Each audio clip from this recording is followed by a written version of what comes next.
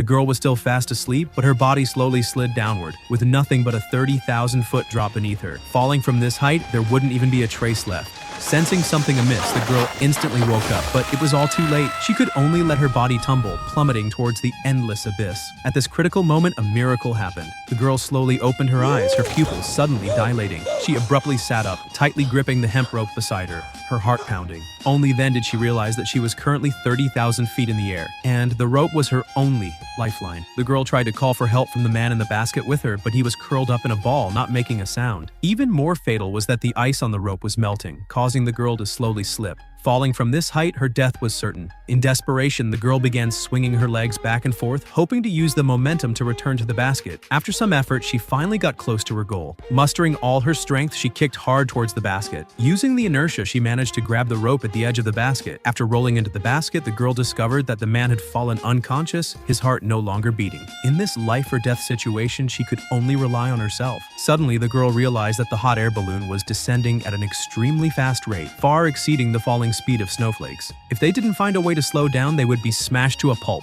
So the girl started frantically throwing everything out of the basket, not even sparing their clothes. But it wasn't enough. The balloon's descent speed hadn't slowed down at all. At this point, the man had a flash of inspiration and suggested cutting off the basket, as it was the heaviest burden. With the man's help, the girl climbed onto the metal ring. The man then took out a knife and began cutting the ropes of the basket one by one. When the last rope was cut, the hot air balloon was finally freed from the heavy load, but the descent speed still hadn't slowed much. In a moment of desperation, the man thought of a crazy idea. He suggested cutting the inner ring of ropes that maintained the balloon's shape, turning it into a parachute.